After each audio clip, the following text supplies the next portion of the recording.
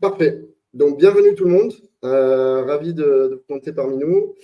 Bienvenue à cette masterclass du coup data sur comment du coup améliorer vos performances grâce à une gouvernance des données efficace. Mehdi du coup et moi-même Hugo Fenech, on va vous présenter cela. Pour se présenter rapidement de nos côtés, donc moi-même Hugo Fenech, je suis l'un des fondateurs de Nextra et j'interviens sur les sujets data, sur les différentes missions data qui nous sont confiées aux côtés de nos collaborateurs et avec mon associé Daniel Albagnac sur des sujets de data stratégie, data gouvernance et dans la réalisation sur des sujets plus techniques comme de la data science. Mehdi, je te laisse la main. Oui, donc de mon côté, je suis Mehdi Beitem Semani, consultant data chez Nextra et j'ai plus que 5 ans d'expérience dans diverses industries, notamment l'industrie pharmaceutique, le secteur maritime, ainsi que le secteur de l'aviation et bancaire. Et aujourd'hui, je suis ravi de partager les différentes thématiques autour de la data gouvernance avec vous et j'espère que vous repartirez avec de nouvelles perspectives et également des outils pratiques pour votre organisation.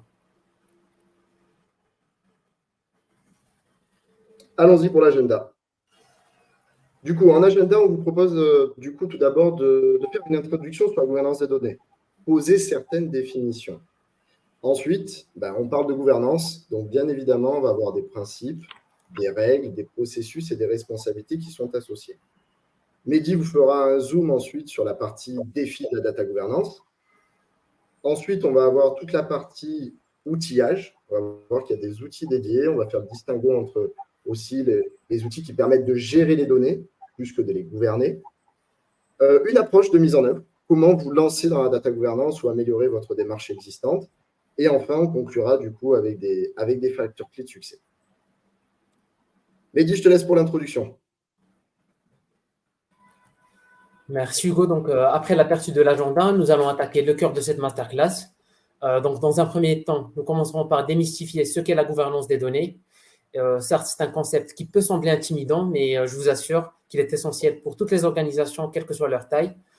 Puis, nous verrons pourquoi cette gouvernance est devenue si cruciale dans le monde actuel où les données sont partout. Nous ne sommes plus dans une époque où les données sont un plus, mais elles sont désormais un élément vital de toute stratégie business. Et pour conclure, nous explorerons comment une bonne gouvernance des données peut directement contribuer à améliorer la performance globale de votre entreprise. Donc, vous verrez que ce n'est pas seulement une question de conformité, mais bien un levier de compétitivité. Donc, maintenant, je cède la parole à Hugo qui va vous expliquer comment la data gouvernance s'imbrique dans la stratégie data de l'entreprise. Merci Mehdi. Avant peut-être de basculer là-dessus, juste petite remarque, n'hésitez pas à poser vos questions en commentaire. On s'efforcera de les prendre au fil de l'eau, on les voit, et soit y répondre à la fin ou soit y répondre en live. Donc comme on voit, la data gouvernance, on l'a mis au centre et on va voir comment elle s'imbrique en effet dans une stratégie data au global. Ce qu'il faut retenir, c'est que la data gouvernance, c'est la première étape de la mise en œuvre de la stratégie data de l'entreprise. Donc, au début, on va construire la stratégie d'entreprise et sa stratégie data. Donc, on pose une vision, des ambitions, des objectifs qui va permettre de bâtir une stratégie d'entreprise, de la faire évoluer bien évidemment, et également de la décliner sur le volet data, donc bâtir une stratégie data. Aujourd'hui, en 2023, les organisations doivent penser data-driven et donc bien évidemment positionner la data au cœur de leur stratégie. Et ensuite, ce premier pilier, c'est le point de départ de la mise en œuvre, ça va être la data gouvernance, ça va être la maîtrise des données. Et du coup, comment on associe cela avec une culture data qui va permettre de diffuser en interne au sein de l'organisation cette stratégie data qui est déclinée au niveau de la gouvernance. Ensuite, c'est plus un volet technique. On va d'abord bâtir les fondations, donc une architecture data qui s'imbrique dans une architecture SI existante, pour ensuite mettre des outils de data management, tels qu'un entrepôt de données, des data marts, des outils pour archiver les données, etc. On verra ça après, on vous présentera ça dans le détail. Et après, l'exploitation de la donnée, soit sur des systèmes existants, type mon ERP, ou bien des outils de data visualisation, de business intelligence, ou des outils de data analytics, voire du machine learning, de la data science. Donc là, après cette introduction, je vais laisser du coup Mehdi définir, d'abord je vais citer ça en effet, définir du coup les piliers de la gouvernance des données. On a mis quelques définitions que nous avons empruntées à des big tech, des grands éditeurs de la place et aussi au Gartner. On pourrait citer dans un premier temps celle du Gartner. Elle comprend la collecte de processus, les politiques, rôles, mesures et normes qui garantissent une utilisation efficace et efficiente des informations. Et on l'aime bien parce que la notion d'information est hyper intéressante. Dans n'importe quelle organisation aujourd'hui, l'information clé et stratégique transite bien évidemment par la donnée. Cette notion d'information, il y a aussi Azure ou Oracle encore dans leur définition qui les reprennent. D'une manière générale, les mots-clés qui ressortent sont organisation, règles, normes, politique et processus.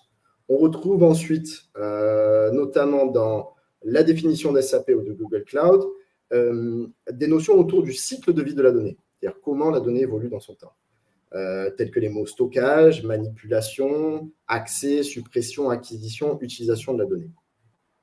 Donc voilà quelques définitions de Big Tech. Mehdi, je vais te laisser du coup donner notre définition derrière. Merci Hugo. Donc, alors, qu'est-ce que la gouvernance des données? En résumé, ça peut être décrite comme les règles, les processus et les responsabilités qui permettent à une organisation de mieux gérer la disponibilité, l'utilisabilité, la sécurité et l'intégrité de ses sources de données. Mais bien sûr, la mise en œuvre réelle d'un programme de gouvernance des données n'est pas une tâche simple, c'est super complexe et ça implique diverses technologies, équipes, ainsi de suite. Mais nous abordons tout cela plus tard dans cette masterclass.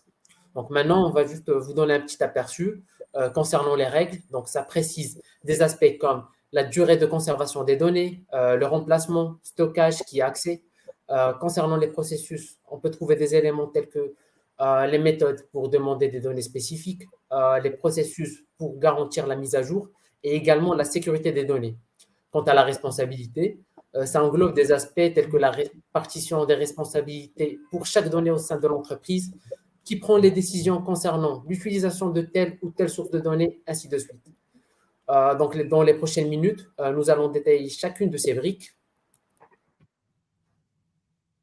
Maintenant, nous allons expliquer ce qu'est les piliers incontournables de la gouvernance des données. Donc, commençons par le premier, qui est l'intégrité. Et donc, c'est l'assurance que vos données sont complètes, cohérentes et fiables à chaque étape de leur cycle de vie. Ensuite, nous avons la transparence. Et là, il faut garder en tête que ce n'est pas seulement une question d'éthique, mais plutôt c'est un impératif opérationnel pour toutes les entreprises. Ça concerne chaque acteur, qu'il soit dans l'entreprise ou bien un partenaire.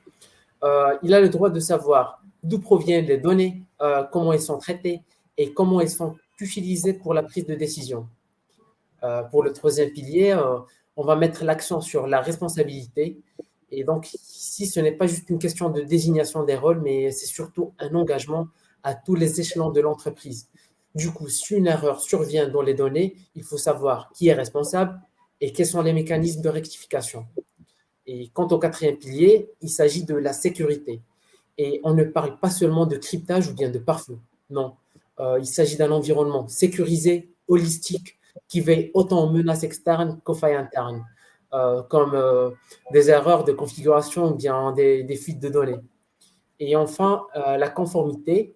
Et ce pilier ne se limite pas à réagir aux lois, mais c'est plutôt, il faut le voir comme une course d'anticipation pour préparer l'entreprise aux futurs changements réglementaires. Donc, ce n'est pas juste question de suivre des règles, mais ça doit être une chance d'innover en matière de gestion des données. Donc là, après avoir détaillé les piliers fondamentaux, je vais maintenant vous présenter quelques exemples de macro-processus qui sont simplifiés, liés à ces piliers, que vous pourriez mettre en place dans votre organisation. Donc, premièrement, abordons la gestion de la qualité et la conformité des données. Donc, ce pilier, il est dédié à assurer que les données sont exactes, complètes et à jour. Et pour mettre en place cette règle en action, on vous propose les étapes clés suivantes. Donc, dans un premier temps, vous pouvez valider les données en entrée pour vérifier leur exactitude. Ensuite vient le nettoyage et enrichissement des données pour les corriger, bien les supprimer ou les compléter si nécessaire. Troisièmement, il faut utiliser des outils automatisés pour assurer la conformité réglementaire en temps réel. Et finalement, il faut gérer des métadonnées et les référentiels en mettant en place, par exemple, un catalogue de métadonnées. Et il faut également s'assurer que les référentiels sont à jour et accessibles. Abordons maintenant la traçabilité des données. Donc, comme on avait évoqué précédemment, ce pilier assure qu'on sait d'où viennent les données, comment elles sont modifiées et où elles aboutissent. Donc, en résumé, si on veut mettre en place une règle pour concrétiser ce processus, il faut attribuer des métadonnées à chaque ensemble des données pour en indiquer la source et également la nature. Il faudra également utiliser des outils de journalisation pour noter chaque modification ou transfert de données, donc, qui a effectué toutes les modifications, la date, etc. Et finalement, il faut mettre en place un processus de data lineage pour suivre les flux des données à travers les systèmes de l'entreprise. Maintenant, on passe à la troisième règle, et ça concerne la gestion du cycle de vie des données. Donc, cette règle, elle est dédiée à la supervision des données depuis leur création jusqu'à leur élimination. Et donc, pour mettre en œuvre ce pilier, voici quelques étapes à suivre. D'un, il faut classifier les données dès leur arrivée dans le système. Et la classification se fait selon différents niveaux, allant du public à l'interne, en passant par le confidentiel et le très top confidentiel. Et cela dépend de l'impact de ces données sur votre organisation. Par exemple, si on prend l'exemple des informations financières et sur des données clients, elles doivent généralement être classées comme confidentielles. De plus, il faut également prendre en compte les données personnelles dans la classification des données. Deuxièmement, il faut stocker ces données dans un environnement sécurisé et également définir leur durée de conservation. Et finalement, il faut mettre en place un process pour supprimer ces données-là en respectant les lois en vigueur. Maintenant, on passe à la quatrième règle qui concerne la gestion de la sécurité et de la confidentialité des données. Donc, cette règle, elle est essentielle pour prévenir les violations et les pertes des données qui pourraient être catastrophiques pour l'entreprise. Et donc, ce qu'on propose pour mettre en place cette règle, c'est de mettre en place un contrôle d'accès basé sur des rôles en utilisant soit Active Directory et également renforcé par une authentification à deux facteurs, comme soit Google ou bien Microsoft Authenticator. Il faut également utiliser un chiffrement pour sécuriser les données. Ensuite, il faut les surveiller en continu. Et bien évidemment, il faut absolument installer un système d'alerte automatisé pour tracer toutes les activités suspectes. Ensuite, on passe à la cinquième règle, celle de l'élaboration et la diffusion des politiques en matière des données. Et là, quand on parle de politique, on entend les politiques de données qui encadrent la manière dont les données peuvent être gérées et utilisées au sein de votre entreprise. Et donc, pour implémenter ce pilier, les actions qu'on vous propose sont les suivantes. Premièrement, il faut définir des règles claires pour la manipulation des données. Ensuite, il faut revoir régulièrement ces politiques pour garantir leur conformité avec les lois actuelles. Et finalement, sensibiliser vos équipes à ces politiques, soit en utilisant des moyens comme des bulletins d'information ou bien des réunions pour les tenir informés. Et finalement, passons à la sixième règle, et qui concerne la formation, la sensibilisation et le reporting. Donc, cette règle, elle vise à maintenir une expertise et plus précisément une conscience élevée en matière de données dans votre organisation. Et donc, pour concrétiser ce pilier, ce que vous pouvez faire, c'est d'organiser soit des formations régulières pour instruire vos employés sur les bonnes pratiques, ou bien faire une évaluation de l'efficacité de ces formations par des sondages, par exemple, pour garantir que ces compétences d'employés sont à jour. Il faut également actualiser les matériaux de formation selon les nouvelles réglementations, du moment que ça change très rapidement. Et finalement, vous pouvez informer vos équipes, que ce soit à travers des reportings sur des KPI clés en matière de gestion de données, tels que des taux d'erreur de données, la disponibilité des systèmes de données, les volumes de données traitées ou stockées, ainsi de suite. Donc, sachez que sinon, le non-respect de ces étapes peut avoir des conséquences graves sur la réputation et également les finances de votre entreprise. Donc, mesdames et messieurs, prenez donc ces directives au sérieux. Et là, nous avons passé donc en revue les règles essentielles et les démarches à entreprendre pour assurer une gestion des données optimale au sein de votre organisation. Là, je vais céder la parole à Hugo, qui vous présentera les rôles et les responsabilités clés pour réussir votre stratégie de gouvernance des données. Merci beaucoup, Mehdi, pour la présentation de ces macro-processus. Du coup, en effet, ce qu'il faut retenir, c'est que dans une organisation, lorsqu'on monte une équipe gouvernance des données, on va avoir certains rôles qui sont attribués. Et là, du coup, on a voulu faire une vue d'ensemble sur ces rôles-là. Encore une fois, ce n'est pas forcément exhaustif. Il faut être pragmatique sur ce type d'approche et se dire que ça s'adapte à chacune des organisations. Taille, secteur, niveau de maturité, etc. L'objectif, c'est de donner de la matière pour voir comment ça peut se mettre en place. Donc, dans un premier temps, bien évidemment, on va avoir un Chief Data Officer. Le Chief Data Officer, ça va être le leader stratégique en matière de gestion des données.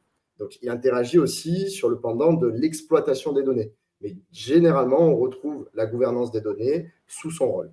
Il va définir du coup la vision, la stratégie, la gouvernance des données, il va assurer la conformité réglementaire et surtout, il va promouvoir cette fameuse culture data. Ensuite, on va avoir le Data Governance Manager. Ça, c'est le responsable de la gouvernance des données. C'est lui, en bref, qui pilote la gouvernance des données au sein de l'entreprise. Donc, il va travailler sur les procédures, il va piloter les équipes, il va veiller à la mise en place effective des bonnes pratiques. En résumé, c'est le chef d'orchestre. Ensuite, on a le Data Steward. Le Data Steward, en français, c'est intendant des données, pardon. Il assure fonctionnellement la qualité, la classification et la protection de données.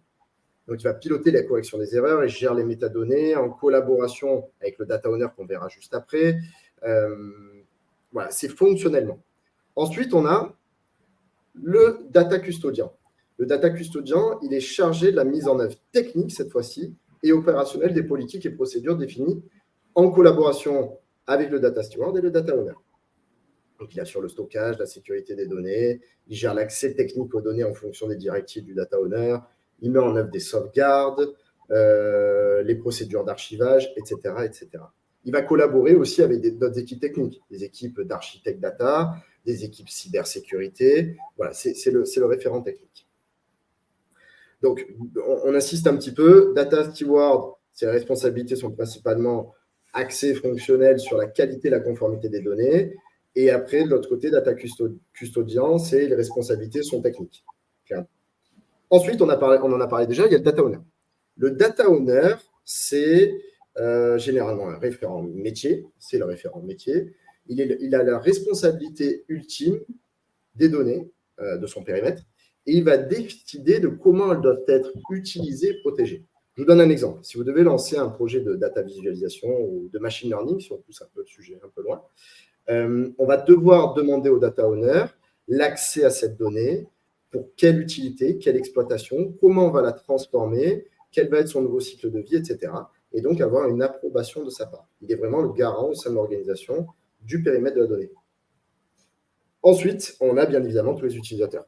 In fine, c'est les data consumers, si on fait l'anglicisme, c'est tous ceux qui vont utiliser du coup la donnée au sein de l'organisation. Et bien évidemment, cette équipe data governance, vous voyez, il y en a certains qui sont côté métier, il y en a qui sont propres dans l'équipe data governance, va interagir avec le reste des parties prenantes dans l'organisation en charge de données. Donc, on a mis des exemples des data analysts, des data scientists, des master data management managers, le DPO pour déléguer à la protection des données, qui peut se trouver dans l'équipe data governance aussi. C'est une possibilité, on le voit dans certaines organisations. Je peux passer à la suite, Mehdi. N'hésitez pas dans le chat, si vous avez des questions, on y répond sans aucun souci. Donc là, on vous a mis un petit peu pour une organisation très hiérarchique, plutôt grand compte, on va dire la répartition des profils data governance et les interactions au sein de, on va dire, de la pyramide de l'organisation.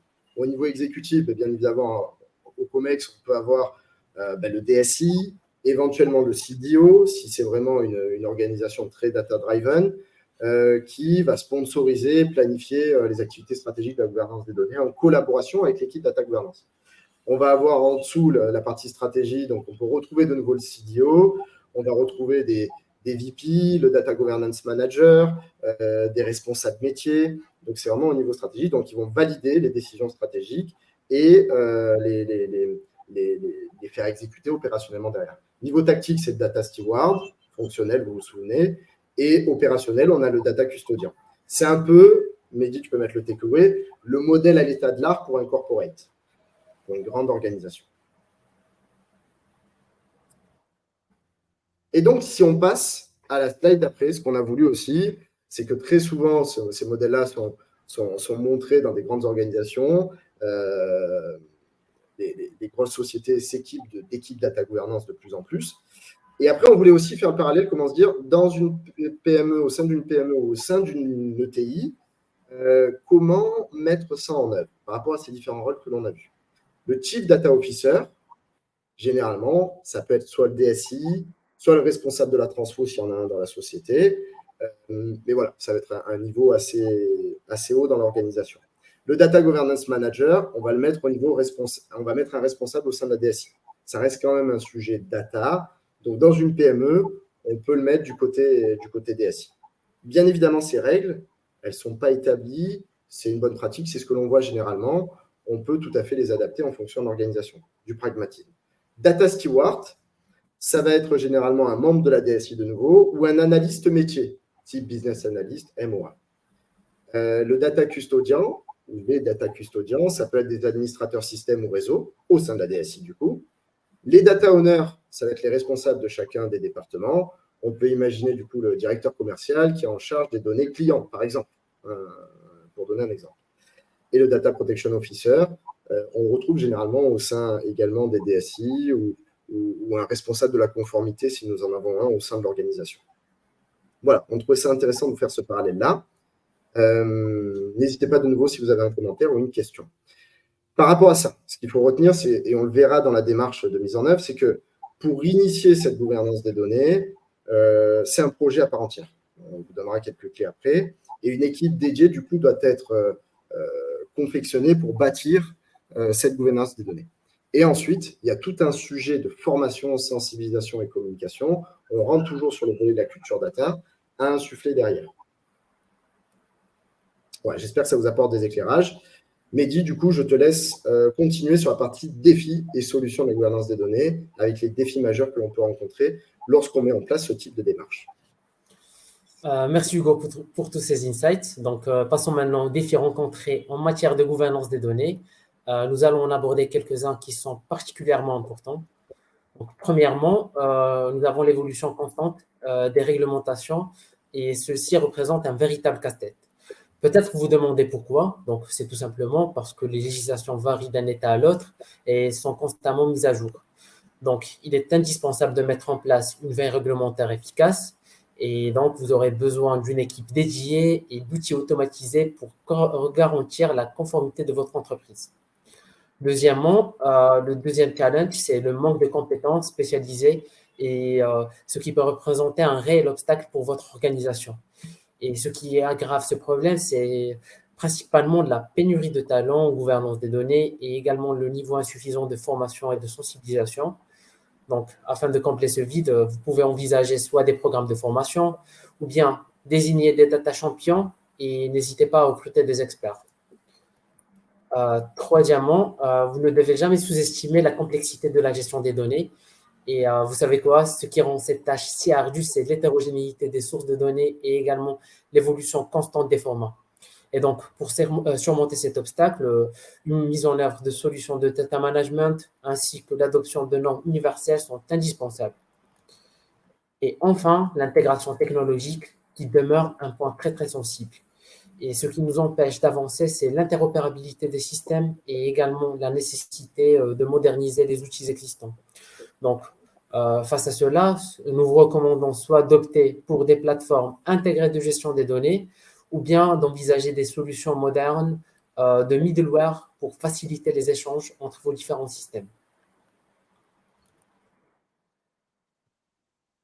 Donc, maintenant, nous allons plonger sur un sujet essentiel et qui est la distinction entre la gouvernance des données et la gestion des données. Donc, bien que ces termes soient souvent employés de manière interchangeable, il est primordial de saisir leurs spécificités respectives au sein d'une entreprise. Donc, pour faire simple, la gestion des données traite les opérations quotidiennes liées aux données, telles que le traitement, le stockage d'informations clients dans différents systèmes comme Salesforce. En revanche, la gouvernance des données, c'est une couche supérieure qui fixe les règles et les politiques encadrant ces opérations de gestion de données. Qui peut y accéder, comment les manipuler et également quelles étapes suivre en cas d'incident. Donc là, ce qu'il faut retenir, c'est la gouvernance édicte les règles, tandis que la gestion les met en pratique au quotidien. Et dans les slides suivantes, nous vous présenterons des exemples d'outils spécifiques à la gouvernance et à la gestion des données, ainsi que leurs principales caractéristiques. Donc, basculons sur les outils de data governance. Commençons par le Data Knowledge Catalog. Donc, avant tout, le Data Knowledge, c'est un inventaire structuré de toutes vos métadonnées, rendant chaque élément des données facilement utilisable et gérable. En fait, vous pouvez l'imaginer comme une bibliothèque numérique qui classe, décrit et organise chaque livre de manière à ce que vous trouviez exactement ce que vous cherchez sans perdre de temps. Ensuite, nous avons la fonction Search et Discovery. Et donc là, une fois que toutes vos données sont cataloguées, il vous faut un moyen rapide et efficace de les trouver. Donc, c'est là que cette fonction entre en jeu. Elle vous permet de mener des recherches ciblées au sein du catalogue afin que vous accédiez rapidement aux métadonnées pertinentes pour vos projets. Passons maintenant au Business Glossary. Comme vous le savez, les termes métiers ou les données peuvent parfois être ambigus ou bien prêter à confusion. Donc, c'est là où ce glossaire entre en jeu. Il clarifie tout cela en définissant chaque terme métier et en facilitant la compréhension de chaque ressource de données. Et le quatrième point qui est clé, et c'est le Data Lineage. Donc, comme on l'a évoqué précédemment, ce point permet de comprendre et de visualiser comment vos données ont été manipulées de leur source jusqu'à leur utilisation finale. Et vous pouvez l'imaginer comme une carte qui montre tout le trajet d'une donnée au sein de votre organisation, rendant tout le processus transparent et traçable. Et ça, on va vous l'illustrer dans les prochains slides. Enfin, l'outil peut également être équipé d'un espace collaboratif, de connecteurs pour une facilité d'intégration avec d'autres systèmes comme des bases de données, des data warehouses ou bien des outils BI, et même d'un assistant d'intelligence artificielle pour vous guider à travers les différentes fonctionnalités. Donc, en gros, un outil de data governance n'est pas simplement un logiciel, mais vous devez le voir comme un écosystème qui permet à votre organisation de prendre des décisions éclairées en utilisant des données propres, sécurisées et bien gérées. Donc, à ce stade, vous vous demandez peut-être quels sont les meilleurs outils de data governance du marché.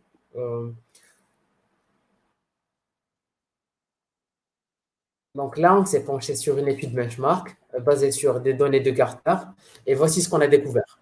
Donc, parmi les leaders du domaine, je parle de Data Galaxy, Alex, Talent, IBM, SAP, Colibra et Informatica.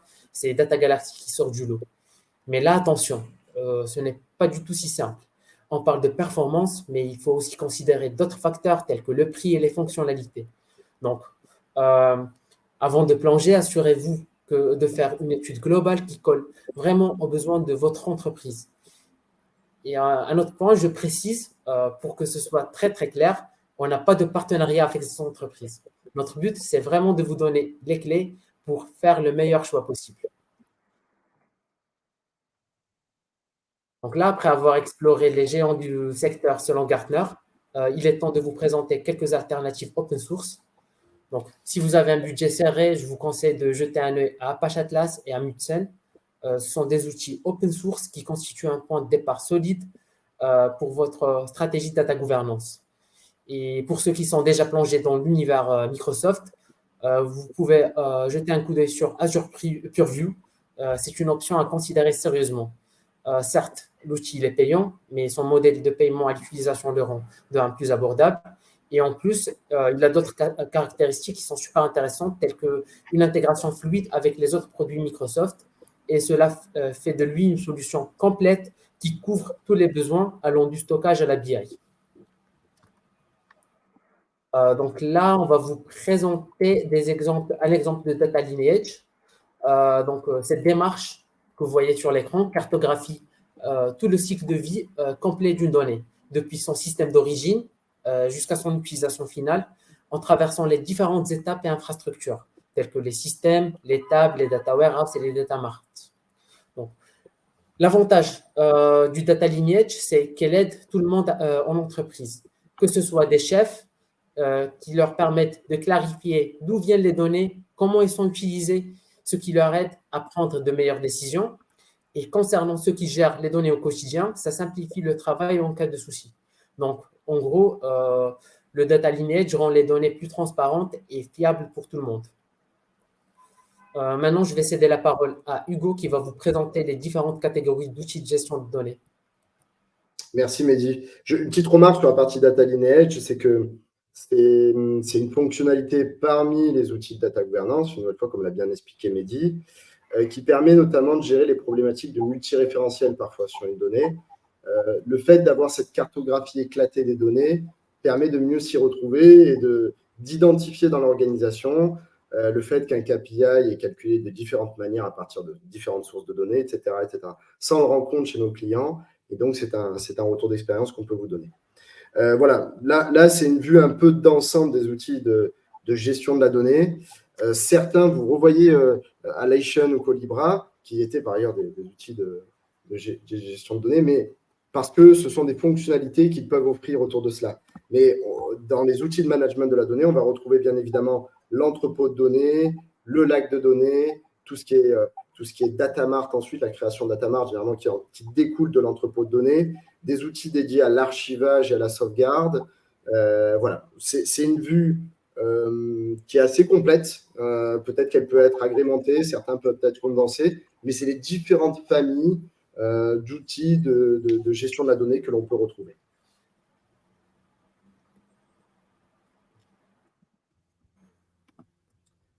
OK, là, on va passer donc du coup sur la partie un petit peu mise en œuvre. Donc, après avoir vu les processus, les responsabilités, les outils, comment mettons en place une démarche data governance au sein de son organisation? Une première phase qui va permettre de faire un état des lieux initial de la situation. C'est-à-dire qu'on va repartir de la stratégie de l'entreprise, et c'est la stratégie data du coup derrière, et on va du coup diagnostiquer l'état actuel de la situation et de l'organisation en termes de gestion et d'utilisation de la donnée. Identifier quels sont les grands problèmes, les besoins non satisfaits des différentes parties prenantes, des utilisateurs, et également analyser le côté réglementaire et normes pertinentes auxquelles l'organisation doit se conformer. Ça va nous permettre aussi de driver notre data governance derrière, en fonction du secteur, de la taille de l'entreprise. Dans ce volet-là aussi, on réalise un premier mapping, un premier inventaire de l'ensemble des données de l'entreprise, de façon assez macro, puisqu'après, lorsqu'on va dérouler la démarche, on va aller préciser l'ensemble de ces informations. À partir de ce volet stratégique, on va décrire, du coup, derrière, la stratégie data pour en décliner opérationnellement la vision et les objectifs de la gouvernance des données. Quelle vision, quels objectifs une business à atteindre.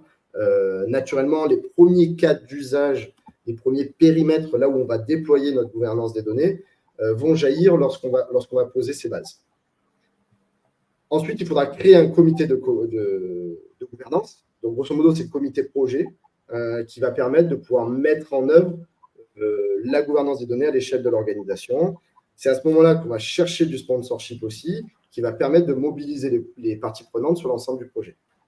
Pour finaliser la première étape de cadrage, on va pouvoir aussi réaliser, ça ne s'applique pas forcément à chaque fois, mais c'est très bien de le faire, c'est une bonne pratique, une charte de la gouvernance des données.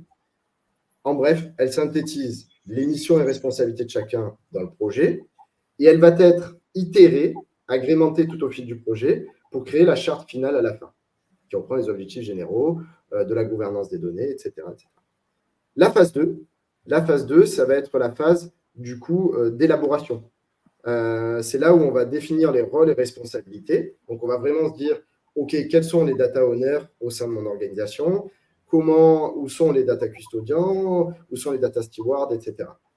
On va déployer, commencer à construire des premières procédures, des politiques, des règles, commencer à drafter des procédures concrètement, et on va bâtir un plan de conduite du changement. Comment on va mettre notre culture data pour accompagner du coup, le déploiement de notre gouvernance des données. Phase 3, c'est la phase de mise en œuvre, bien évidemment.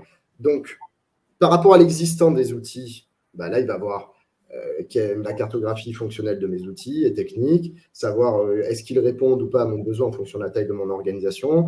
Est-ce que je dois sélectionner des nouveaux outils de data governance? Est-ce que je dois lancer un outil de data governance comme l'a présenté Mehdi dans le benchmark?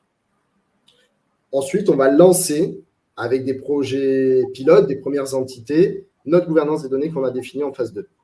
Et le but, ça va être de contrôler, de mesurer si ça fonctionne bien, d'itérer sur ces premiers pilotes pour pouvoir ensuite, en phase 4, suite aux ajustements, passer sur un mode mise à l'échelle où on va du coup bâtir notre gouvernance finale et du coup la déployer au sein des différentes directions, mettre en place le plan d'amélioration continue bien évidemment et former l'ensemble de l'organisation à la gouvernance de données pour qu'ils utilisent par exemple les outils que vous avez mis en œuvre et pour qu'elles soient déployées efficacement et que ça porte ses fruits, tout simplement. Voilà, une démarche d'ensemble, encore une fois, je peux revenir une petite seconde dessus, Mehdi, une démarche d'ensemble qui se veut, on va dire, pragmatique, synthétique. Bien évidemment, ça demande à être adapté par rapport à votre contexte d'organisation, votre taille, vos ambitions, et à vous de l'adapter derrière. Maintenant, on peut aller sur le zoom de la démarche. Merci beaucoup, Mehdi. Donc, zoom de la démarche, on a voulu faire 2 zooms. Comment sélectionner les projets pilotes, quelques critères, entre guillemets. Donc, l'importance stratégique du périmètre pilote. Par exemple, OK, je vais prendre la direction finance. Il y a pas mal d'impact en termes de gouvernance des données, si on l'améliore, si on met en place une gouvernance des données efficace. Le volume et la diversité des données qui doit être significatif, mais pas trop importante non plus pour réussir à déployer facilement notre pilote. L'existence de problématiques, c'est pas mal de résoudre des problèmes pour mettre de l'adhérence ensuite sur les prochains départements ou les prochaines unités, les prochains périmètres qui vont être déployés. Des aspects réglementaires et de conformité à tacler également, et des interfaces avec d'autres départements. On aime bien ce critère aussi parce que ça nous permet, en impliquant déjà notre département, de rapidement identifier le prochain candidat. Donc ça, c'était sur la partie sélection des projets pilotes lorsqu'on va déployer de façon itérative notre démarche. Sur la partie exemple de métriques, une nouvelle fois, on va suivre la performance.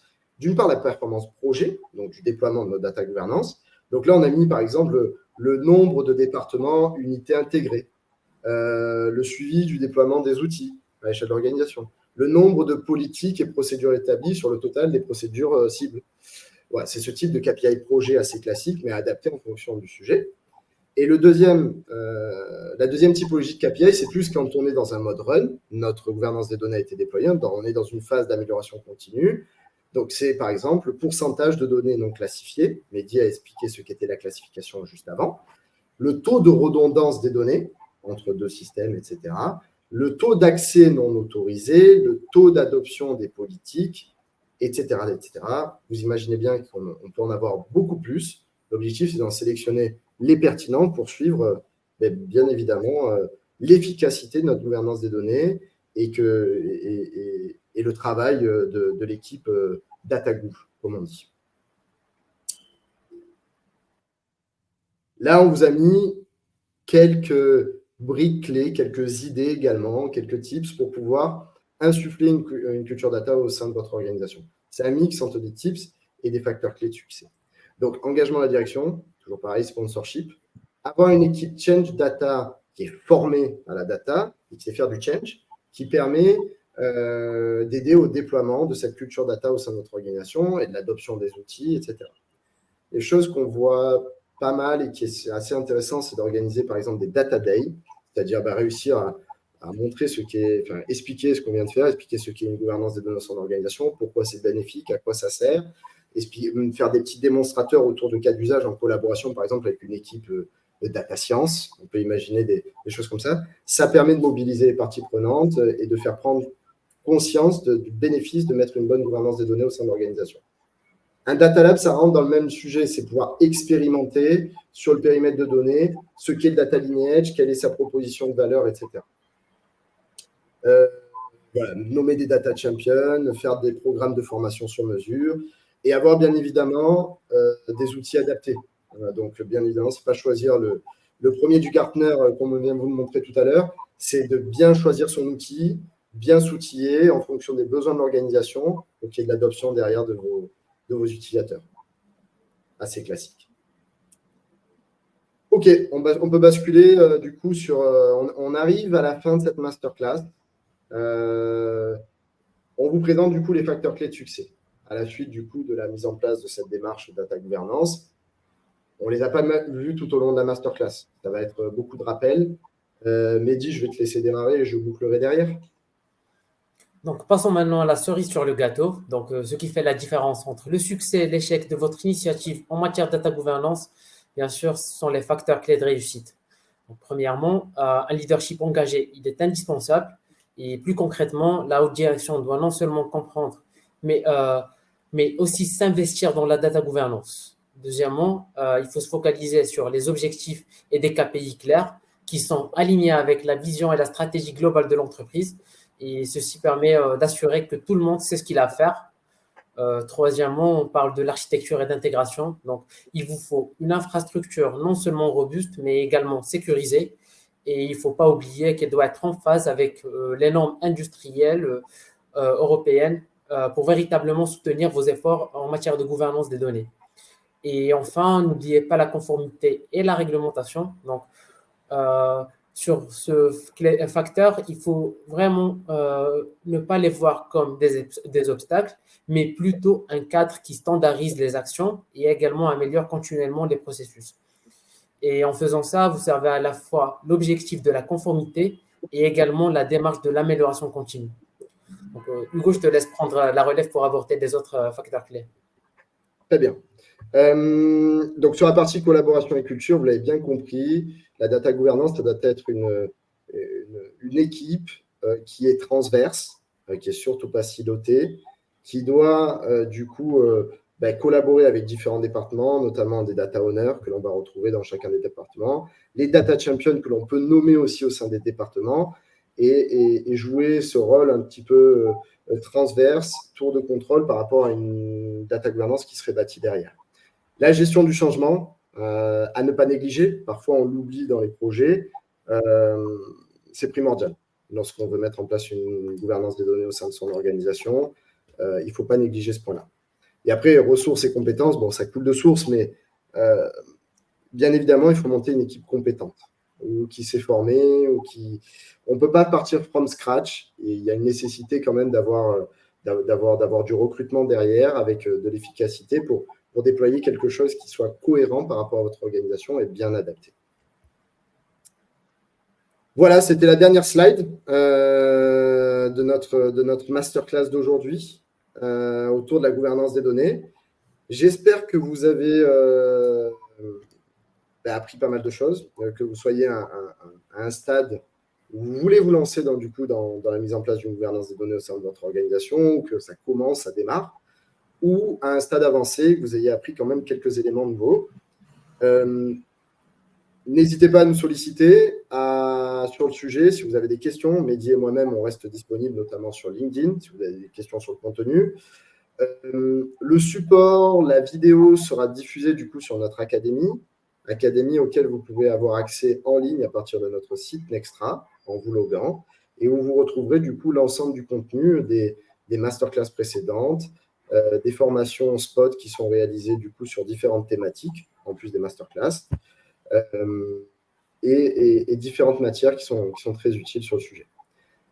On vous remercie beaucoup. Si vous avez un dernier commentaire, n'hésitez pas, on reste connecté 30 secondes. Ou sinon, du coup, on va clôturer d'ici peu ce live stream.